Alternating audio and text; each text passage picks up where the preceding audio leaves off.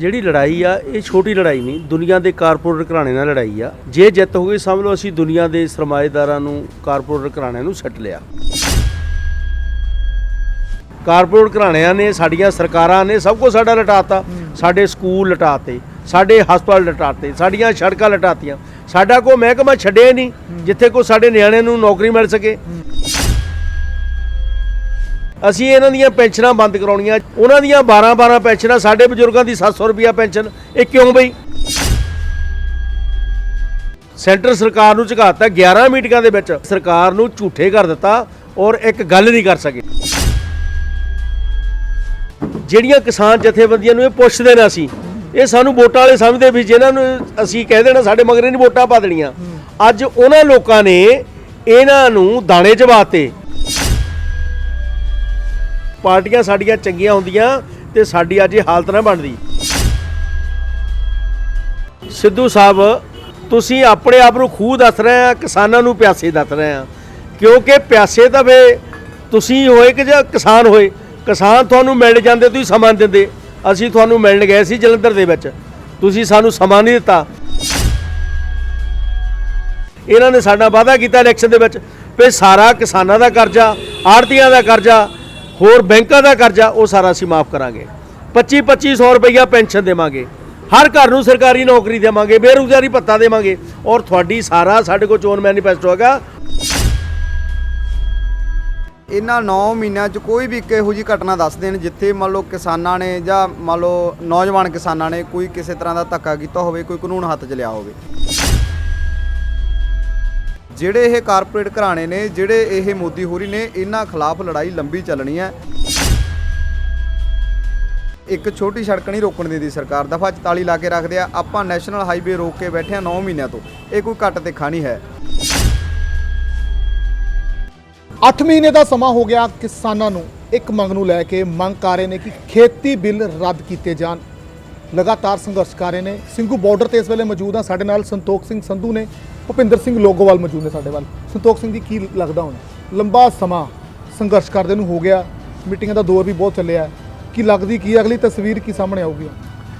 ਦੇਖੋ ਨੌਜਵਾਨੋ, ਅੱਜ ਜਿਹੜਾ ਸਮਾਂ ਆ, ਜਿਹੜੀ ਲੜਾਈ ਆ ਇਹ ਛੋਟੀ ਲੜਾਈ ਨਹੀਂ, ਦੁਨੀਆ ਦੇ ਕਾਰਪੋਰੇਟ ਘਰਾਣੇ ਨਾਲ ਲੜਾਈ ਆ।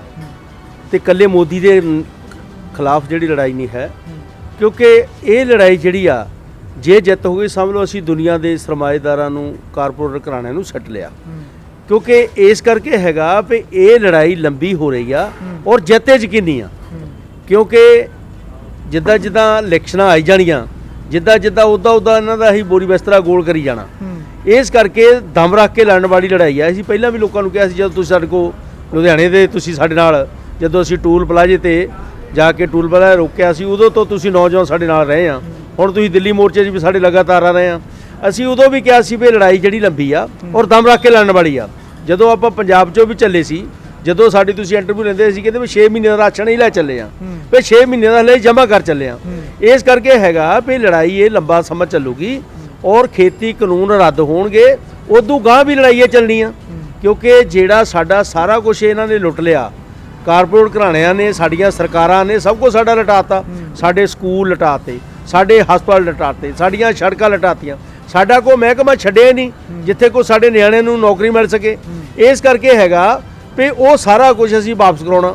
ਅਸੀਂ ਇਹਨਾਂ ਦੀਆਂ ਪੈਨਸ਼ਨਾਂ ਬੰਦ ਕਰਾਉਣੀਆਂ। ਜਿਹੜੇ ਅੱਜ 11 12 ਪੈਨਸ਼ਨਾਂ ਸੇਵਾ ਦੇ ਨਾਂ 'ਤੇ ਲੱਗੇ ਹੋਏ ਆ, ਉਹਨਾਂ ਦੀਆਂ 12 ਪੈਨਸ਼ਨਾਂ, ਸਾਡੇ ਬਜ਼ੁਰਗਾਂ ਦੀ 700 ਰੁਪਇਆ ਪੈਨਸ਼ਨ, ਇਹ ਕਿਉਂ ਬਈ? ਇਹ ਲੋਕਤੰਤਰ ਜਿਹਨੂੰ ਕਿਹਾ ਜਾਂਦਾ ਵੀ ਲੋਕਤੰਤਰ ਆ, ਲੋਕਤੰਤਰ ਨਹੀਂ ਇਹ ਯੋਗਤੰਤਰ ਆ। ਇਹ ਜਿਹੜੀਆਂ ਜੋਕਾਂ ਸਾਨੂੰ ਚੁੰਬੜੀਆਂ ਆ, ਇਹ ਹੁਣ ਲੋਕਾਂ ਨੇ ਲਾਉਣੀਆਂ। ਹੁਣ ਸਮਾਂ ਆ ਗਿਆ, ਲੋਕ ਤਿਆਰ ਆ, ਨੌਜਵਾਨ ਯੂਥ ਤਿਆਰ ਆ, ਮਤਲਬ ਸਿਆਣੇ ਤਿਆਰ ਆ। ਮੋਰਚੇ ਦੇ ਵਿੱਚ ਦੇਖੋ ਬਜ਼ੁਰਗ ਜਿਹੜੇ ਕਹਿੰਦੇ ਸੀ ਵੀ ਇਹ ਲੀਡਰਸ਼ਿਪ ਬੁੱਢੀ ਆ, ਅੱਜ ਬੁੱਢੀ ਲੀਡਰਸ਼ਿਪ ਨੇ ਮਤਲਬ ਧੋਬੀ ਪਟ ਕੇ ਮਾਰ ਕੇ ਸੈਂਟਰ ਸਰਕਾਰ ਨੂੰ ਝੁਕਾਤਾ। 11 ਮੀਟਿੰਗਾਂ ਦੇ ਵਿੱਚ ਇੱਕ ਵੀ ਮਤਲਬ ਗੱਲ ਨਹੀਂ ਆਉਣ ਦਿੱਤੀ।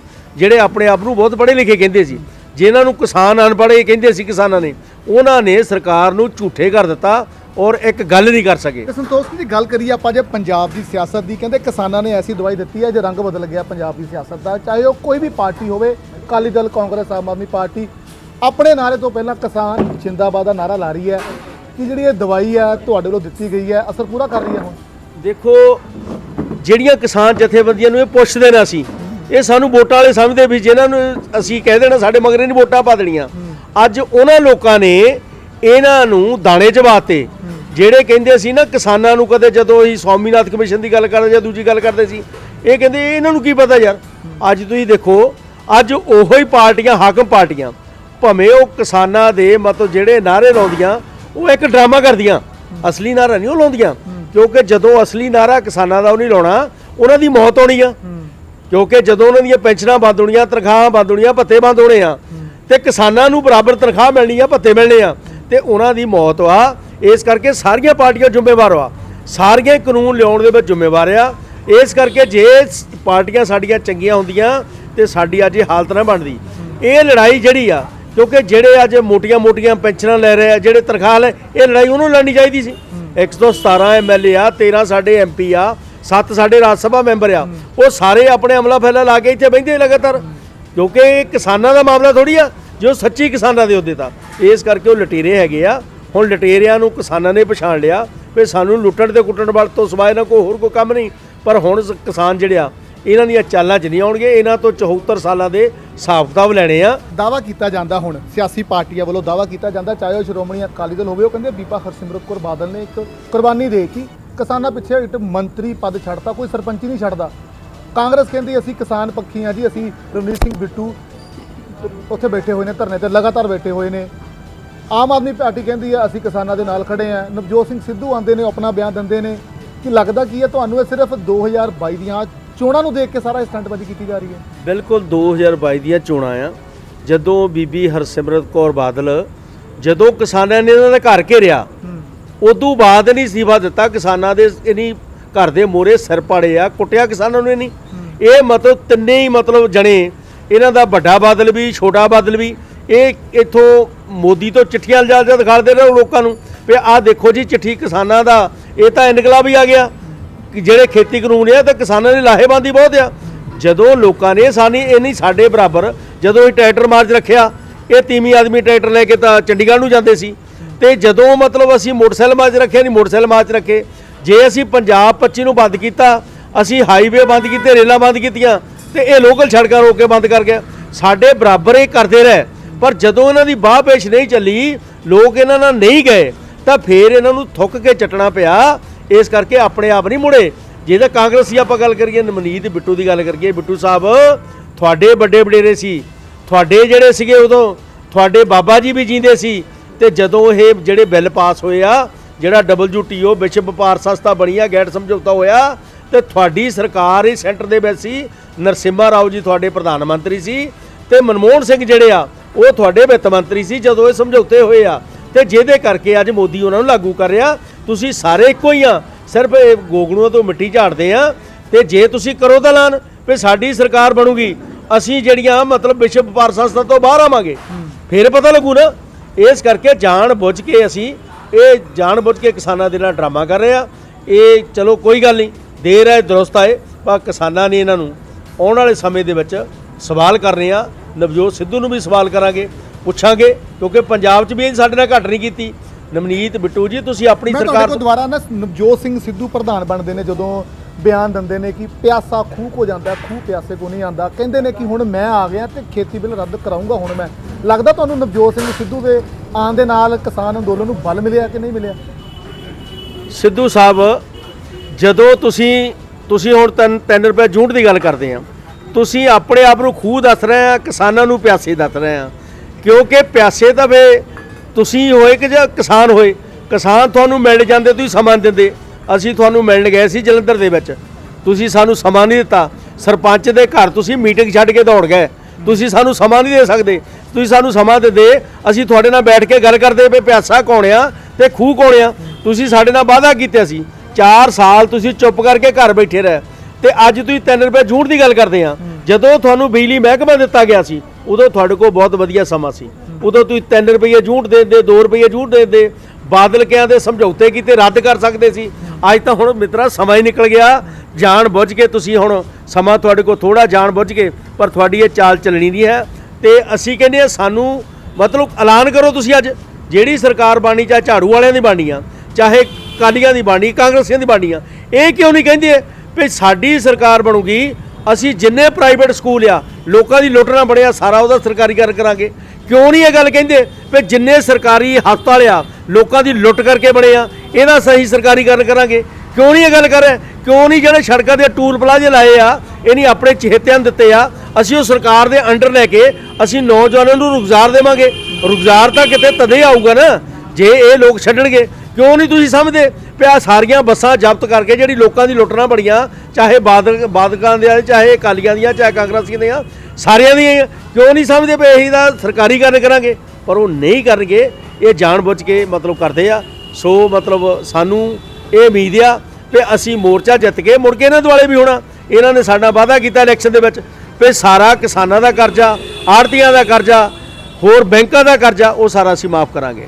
2500 ਰੁਪਈਆ ਪੈਨਸ਼ਨ ਦੇਵਾਂਗੇ, ਹਰ ਘਰ ਨੂੰ ਸਰਕਾਰੀ ਨੌਕਰੀ ਦੇਵਾਂਗੇ, ਬੇਰੁਜ਼ਗਾਰੀ ਭੱਤਾ ਦੇਵਾਂਗੇ। ਔਰ ਤੁਹਾਡੀ ਸਾਰਾ ਸਾਡੇ ਕੋਲ ਚੋਣ ਮੈਨੀਫੈਸਟੋ ਹੈਗਾ ਔਰ ਮੰਗਾਂ ਲੈ ਕੇ ਅਸੀਂ ਇੱਥੇ ਵੀ ਲੜਨਾ। ਅਸੀਂ ਪੰਜਾਬ 'ਚ ਵੀ ਤੁਹਾਨੂੰ ਚੇਤੇ ਕਰਾਉਣਾ ਵੀ ਤੁਸੀਂ ਦੱਸੋ ਲੋਕਾਂ ਲਈ ਕੀਤਾ ਕੀ ਆ। ਸੋ ਬਿਲਕੁਲ ਸਾਡੇ ਨਾਲ ਭੁਪਿੰਦਰ ਸਿੰਘ ਲੌਂਗੋਵਾਲ ਨੇ ਕਿਸਾਨ ਅੰਦੋਲਨ 'ਚ ਯੂਥ ਨੂੰ ਲੈ ਕੇ ਵੱਡਾ ਅਹਿਮ ਰੋਲ ਅਦਾ ਕੀਤਾ ਹੈ। ਲੌਂਗੋਵਾਲ ਸਾਹਿਬ, ਪ੍ਰਦਰਸ਼ਨ ਕਰਦੇ ਹੋ ਬਾਹਰ, ਕਿਸਾਨਾਂ ਨੂੰ ਘੇਰਦੇ ਹੋ, ਉਹ ਤਾਂ ਕਹਿੰਦੇ ਗੁੰਡੇ ਨੇ ਜਿਹੜੇ ਗੁੰਡਾਗਰਦੀ ਕਰਦੇ ਨੇ ਸਾਨੂੰ। ਤੁਸੀਂ ਨੌਜਵਾਨ ਹੋ, ਕੀ ਕਹਿਣਾ ਚਾਹੋਗੇ ਤੁਸੀਂ? ਜਦੋਂ ਤੋਂ ਇਹ 11 ਮਹੀਨੇ ਅੰਦੋਲਨ ਚੱਲਦੇ ਨੂੰ ਹੋ ਗਏ ਜੀ, 2 ਮਹੀਨੇ ਟੋਲ ਪਲਾਜ਼ਿਆਂ ਤੇ ਰੇਲਵੇ ਸਟੇਸ਼ਨਾਂ 'ਤੇ ਲਾਏ ਆ ਤੇ ਲਗਭਗ 9 ਮਹੀਨੇ ਇੱਥੇ ਹੋ ਗਏ ਆ। ਤੇ ਇਹਨਾਂ 9 ਮਹੀਨਿਆਂ 'ਚ ਕੋਈ ਵੀ ਇੱਕ ਇਹੋ ਜਿਹੀ ਘਟਨਾ ਦੱਸ ਦੇਣ ਜਿੱਥੇ ਮੰਨ ਲਓ ਕਿਸਾਨਾਂ ਨੇ ਜਾਂ ਮੰਨ ਲਓ ਨੌਜਵਾਨ ਕਿਸਾਨਾਂ ਨੇ ਕੋਈ ਕਿਸੇ ਤਰ੍ਹਾਂ ਦਾ ਧੱਕਾ ਕੀਤਾ ਹੋਵੇ, ਕੋਈ ਕਾਨੂੰਨ ਹੱਥ 'ਚ ਲਿਆ ਹੋਵੇ। ਸਿਰਫ ਅਸੀਂ ਜਿਹੜਾ ਸੰਯੁਕਤ ਮੋਰਚੇ ਦਾ ਸੱਦਾ ਹੁੰਦਾ ਉਹਦੇ ਮੁਤਾਬਕ ਅਸੀਂ ਵਿਰੋਧ ਕਰਦੇ ਹਾਂ। ਜੇ ਕਿਤੇ ਧਰਨੇ ਦਾ ਪ੍ਰੋਗਰਾਮ ਹੁੰਦਾ ਅਸੀਂ ਧਰਨਾ ਦਿੰਦੇ ਹਾਂ। ਪਰ ਭਾਜਪਾ ਲੀਡਰ ਇਹ ਕਹਿੰਦੇ ਨੇ ਕਿ ਕੱਪੜੇ ਪਾੜਨੇ ਕਿੰਨੇ ਕੁ ਜਾਇਜ਼ ਨੇ ਲੀਡਰਾਂ ਦੇ? ਨਹੀਂ, ਕਿਤੇ ਵੀ ਦੇਖੋ ਕਿਸਾਨਾਂ ਨੇ ਇਸ ਤਰ੍ਹਾਂ ਦੀ ਕਿਤੇ ਨੌਜਵਾਨਾਂ ਨੇ ਹਰਕਤ ਨਹੀਂ ਕੀਤੀ ਹੈਗੀ। ਉਹ ਫਾਲਤੂ ਸਾਡੇ ਤੇ ਦੋਸ਼ ਲਾਉਂਦੇ ਆ। ਸਾਡੇ ਨੌਜਵਾਨ ਤਾਂ ਇੰਨੇ ਜ਼ਾਬਤਾਬੱਧ ਹੈਗੇ ਕਿ ਰਾਤਾਂ ਨੂੰ ਮੰਨ ਲਓ ਅਸੀਂ ਜਾਗ ਕੇ ਸਾਰੇ ਨੌਜਵਾਨ ਤੁਸੀਂ ਦੇਖੋ ਸਟੇਜ ਦੀਆਂ ਡਿਊਟੀਆਂ ਵੀ ਕਰਦੇ ਆ, ਲੰਗਰ ਦੀ ਸੇਵਾ ਨਿਭਾਉਂਦੇ ਆ। ਔਰ ਜੋ ਸਾਨੂੰ ਸੰਯੁਕਤ ਮੋਰਚਾ ਹੁਕਮ ਦਿੰਦਾ ਸਾਰੇ ਨੌਜਵਾਨ ਉਸ ਦੇ ਮੁਤਾਬਕ ਚੱਲਦੇ ਆ, ਕੋਈ ਵੀ ਕਾਨੂੰਨ ਹੱਥ 'ਚ ਨਹੀਂ ਲੈਂਦਾ। ਤੋ ਅਗਲੀ ਰਣਨੀਤੀ ਕੀ ਹੋਗੀ? ਕਿਉਂਕਿ ਲੰਬਾ ਸਮਾਂ ਹੋ ਗਿਆ ਸੰਘਰਸ਼ ਨੂੰ, ਅਗਲੀ ਰਣਨੀਤੀ ਕੀ ਹੈ? ਯੂਥ ਵੱਲੋਂ ਤੁਸੀਂ ਲੰਬਾ ਸਮਾਂ ਸੰਘਰਸ਼ ਦਾ ਯੋਗਦਾਨ ਪਾਇਆ ਹੈ, ਹੁਣ ਸਥਿਤੀ ਕੀ ਹੋਗੀ?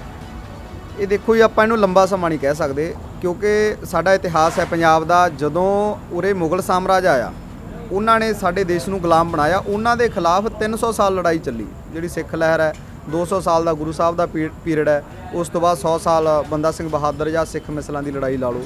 ਤੇ ਉਸ ਤੋਂ ਬਾਅਦ ਜਦੋਂ 1849 'ਚ ਅੰਗਰੇਜ਼ਾਂ ਨੇ ਕਬਜ਼ਾ ਕੀਤਾ ਤਾਂ 100 ਸਾਲ ਅਸੀਂ ਉਹਨਾਂ ਦੇ ਖਿਲਾਫ ਲੜੇ ਹਾਂ। ਹਜੇ ਤਾਂ ਸਾਨੂੰ 1 ਸਾਲ ਵੀ ਨਹੀਂ ਹੋਇਆ। ਜਿਹੜੇ ਇਹ ਕਾਰਪੋਰੇਟ ਘਰਾਣੇ ਨੇ, ਜਿਹੜੇ ਇਹ ਮੋਦੀ ਹੋਰੀ ਨੇ, ਇਹਨਾਂ ਖਿਲਾਫ ਲੜਾਈ ਲੰਬੀ ਚੱਲਣੀ ਹੈ। ਅਸੀਂ ਲੰਬੀ ਸੋਚ ਕੇ ਚੱਲੇ ਹਾਂ। ਹਜੇ ਮੰਨ ਲਓ ਬਹੁਤ ਥੋੜਾ ਸਮਾਂ ਸਾਨੂੰ ਹੋਇਆ, ਅਸੀਂ ਬਹੁਤ ਲੰਮਾ ਸੋਚ ਕੇ ਬੈਠੇ ਹਾਂ। ਸਾਨੂੰ 2024 ਤੱਕ ਬੈਠਣਾ ਪੈ ਗਿਆ, ਨੋ ਪ੍ਰੋਬਲਮ, ਅਸੀਂ ਬੈਠੇ ਹਾਂ। ਔਰ ਪੰਜਾਬ ਦੇ ਖਾਸ ਕਰ ਨੌਜਵਾਨ ਇਹ ਚੀਜ਼ ਚੰਗੀ ਤਰ੍ਹਾਂ ਸਮਝਦੇ ਆ। ਇਸੇ ਕਰਕੇ ਅਸੀਂ ਆਪਦੇ ਕੰਮ ਧੰਦੇ ਉਸ ਹਿਸਾਬ ਨਾਲ ਵਿਉਂਤੇ ਆ। ਤੇ ਅਸੀਂ ਇਹ ਵੀ ਕਹਿੰਦੇ ਆ ਕਿ ਜਿਹੜੀ ਕੁਰਬਾਨੀ ਕਹਿੰਦੇ ਆ ਵੀ ਕੁਰਬਾਨੀ ਭਗਤ ਸਿੰਘ ਹੋਰਾਂ ਨੇ ਕੀਤੀ ਹੈ, ਬੰਦਾ ਸਿੰਘ ਬਹਾਦਰ ਨੇ ਕੀਤੀ ਹੈ, ਗੁਰੂ ਸਾਹਿਬ ਨੇ ਕੁਰਬਾਨੀ ਕੀਤੀ ਹੈ। ਉਹਨਾਂ ਨੇ ਆਪਦੇ ਸਮਿਆਂ 'ਚ ਸਮੇਂ ਦੇ ਹਾਕਮਾਂ ਦੇ ਖਿਲਾਫ ਜੋ ਸਮੇਂ ਦੀ ਲੋੜ ਸੀ ਸਮੇਂ ਮੁਤਾਬਕ ਲੜੇ। ਅੱਜ ਜੇ ਸਾਡੇ ਸਮਿਆਂ 'ਚ ਕੋਈ ਜ਼ੁਲਮ ਹੋ ਰਿਹਾ ਹੈ ਤਾਂ ਅੱਜ ਅਸੀਂ ਇਹ ਸਮੇਂ ਦੇ ਵਿੱਚ ਹੈਗੇ ਹਾਂ ਤਾਂ ਕੁਰਬਾਨੀ ਕਰਨ ਦੀ ਵਾਰੀ ਸਾਡੀ ਆ। ਤੇ ਅਸੀਂ ਉਸ ਦੇ ਮੁਤਾਬਕ ਕੋਸ਼ਿਸ਼ ਕਰ ਰਹੇ ਹਾਂ ਕਿ ਅਸੀਂ ਸਾਡੇ ਜਿਹੜੇ ਗੁਰੂ ਨੇ ਜਾਂ ਸਾਡੇ ਵਡੇਰੇ ਆ ਉਹਨਾਂ ਦੇ ਪਾਏ ਹੋਏ ਪੂਰਨਿਆਂ ਤੇ ਅਸੀਂ ਖਰੇ ਉਤਰ ਸਕੀਏ। ਇਹ ਸੰਘਰਸ਼ ਦੀ ਗੱਲ ਕਰੀਏ, ਸੰਘਰਸ਼ ਹੋਰ ਤਿੱਖਾ ਹੋ ਸਕਦਾ ਹੈ ਕਿਉਂਕਿ ਲਗਾਤਾਰ ਹੁਣ ਭਾਜਪਾ ਵੱਲੋਂ ਕਿਹਾ ਜਾ ਰਿਹਾ ਕਿ ਬਿੱਲ ਤਾਂ ਰੱਦ ਹੋਣੇ ਨਹੀਂ। ਸੰਘਰਸ਼ ਨੂੰ ਕਿਵੇਂ ਦੇਖਦੇ ਹੋ, ਹੋਰ ਤਿੱਖਾ ਹੋ ਸਕਦਾ ਹੈ? ਦੇਖੋ ਜੀ, ਸੰਘਰਸ਼ ਤਾਂ ਆਪਾਂ ਕਹਿ ਲਏ ਵੀ ਤਿੱਖਾ ਹੀ ਆ। ਆਪਾਂ ਇੱਥੇ ਤੁਸੀਂ ਦੇਖੋ ਨੈਸ਼ਨਲ ਹਾਈਵੇ ਤੇ ਬੈਠੇ ਆ, ਕੋਈ ਇੱਕ ਛੋਟੀ ਸੜਕ ਨਹੀਂ ਰੋਕਣ ਦਿੰਦੀ ਸਰਕਾਰ, ਦਫਾ 44 ਲਾ ਕੇ ਰੱਖਦੇ ਆ। ਆਪਾਂ ਨੈਸ਼ਨਲ ਹਾਈਵੇ ਰੋਕ ਕੇ ਬੈਠੇ ਆ 9 ਮਹੀਨਿਆਂ ਤੋਂ। ਇਹ ਕੋਈ ਘੱਟ ਤਿੱਖਾ ਨਹੀਂ ਹੈ। ਅਸੀਂ ਸਰਕਾਰ ਦੀ ਜਿਹੜੀ ਉਹ ਸੰਸਦ ਹੈ ਉਹਦੇ ਸਾਹਮਣੇ ਮੰਨ ਲਓ ਲਗਭਗ 17 ਦਿਨ ਸੰਸਦ 'ਚ ਲਾ ਕੇ ਆਏ ਆ। ਕੱਲੇ ਕਾਨੂੰਨ ਦੀਆਂ ਬੱਖੀਆਂ ਉਧੇੜੀਆਂ ਨੇ ਉਹਨਾਂ ਦੀਆਂ। ਇਹ ਕੋਈ ਘੱਟ ਤਿੱਖਾ ਨਹੀਂ ਹੈ। ਤੇ ਇਸ ਤੋਂ ਵੀ ਅੱਗੇ ਕੋਈ ਸੰਯੁਕਤ ਮੋਰਚਾ ਸੱਦਾ ਦੇਊਗਾ, ਜਾਵਾਂਗੇ, ਅਸੀਂ ਪਿੱਛੇ ਨਹੀਂ ਹਟਾਂਗੇ। ਬਹੁਤ ਬਹੁਤ ਧੰਨਵਾਦ ਜੀ। ਸੋ ਬਿਲਕੁਲ ਹੈ, ਲੰਬਾ ਸਮਾਂ 8 ਮਹੀਨੇ ਤੋਂ ਕਿਸਾਨ ਡਟੇ ਹੋਏ ਨੇ ਖੇਤੀ ਬਿੱਲਾਂ ਦੇ ਖਿਲਾਫ। ਕਈ ਵਾਰ ਚਾਲਾਂ ਚੱਲੀਆਂ ਸੈਂਟਰ ਗਵਰਨਮੈਂਟ ਨੇ, ਪਰ ਇਹਨਾਂ ਦੇ ਹੌਸਲੇ ਜਿਹੜੇ ਨੇ ਉਹ ਲਗਾਤਾਰ ਬੁਲੰਦ ਨੇ। ਕੈਮਰਾਮੈਨ ਹਰਜੀਤ ਕਾਕਾ ਦੇ ਨਾਲ ਮਨਿੰਦਰ ਸਿੰਘ, ਦਾ ਸਮਰ ਨਿਊਜ਼, ਸਿੰਘੂ ਬਾਰਡਰ। ਵਧੇਰੀ ਜਾਣਕਾਰੀ ਲਈ ਲਾਈਕ ਕਰੋ ਸਾਡੇ ਫੇਸਬੁੱਕ ਪੇਜ ਨੂੰ ਤੇ ਸਬਸਕ੍ਰਾਈਬ ਕਰੋ YouTube ਚੈਨਲ ਨੂੰ ਤੇ Instagram ਨੂੰ ਫੋਲੋ ਕਰਨਾ ਨਾ ਭੁੱਲਿਓ।